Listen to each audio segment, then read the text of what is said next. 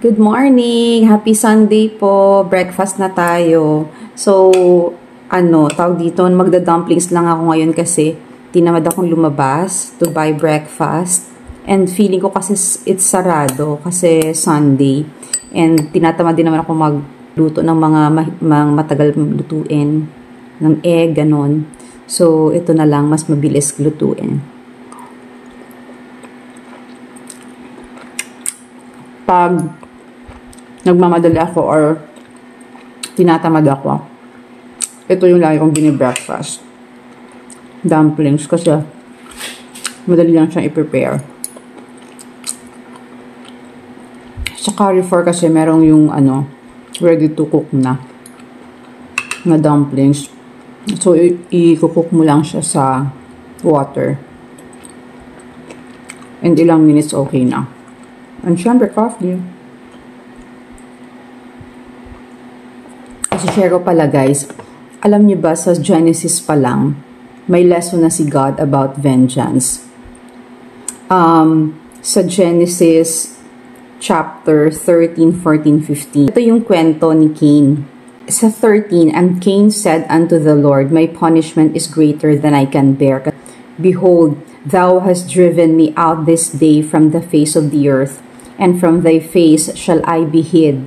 And I shall be a fugitive and a vagabond in the earth. And it shall come to pass that everyone that findeth me shall slay me.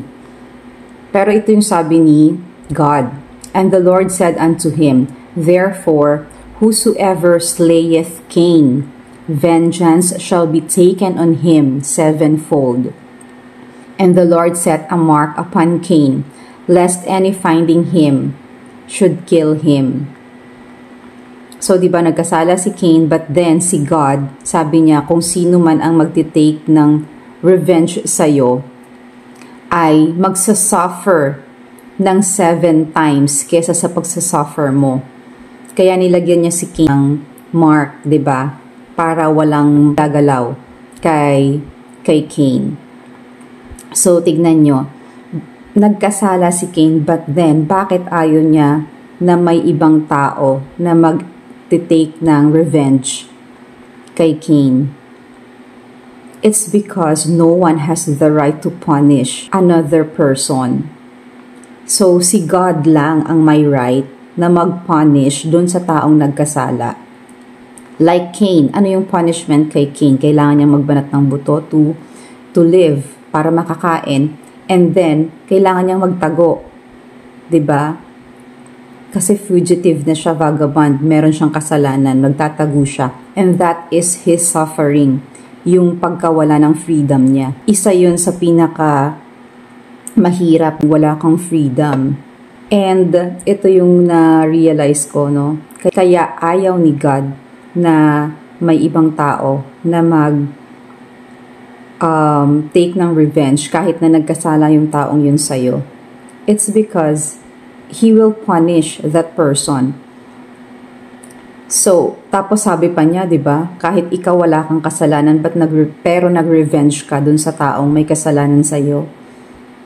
Ikaw pa yung magsasuffer ng 7 times. So, ibig sabihin talagang wag mong gagawin. And that's just fair. And that's just. Fair lang yan.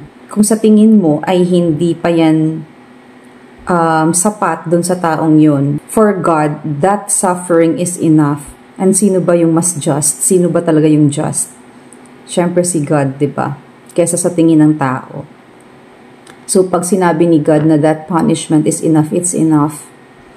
Kaya kung sakali man na may mga taong nagkasala sa'yo, let them.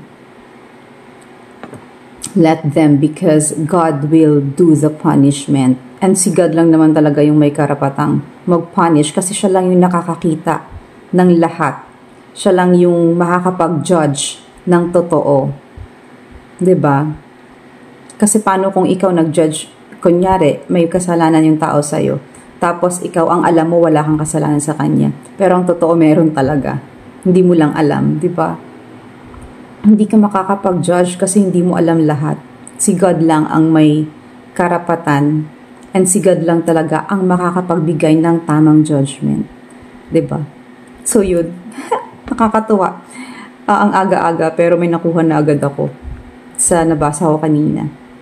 Ay, not kanina. Nung isang araw pa pala. Nung isang araw pa pala. Tapos, nag-review lang ako dun sa mga notes na nilagay ko. Tapos yun, gusto ko lang i-share. Thank you po for watching. God bless you. God bless us po.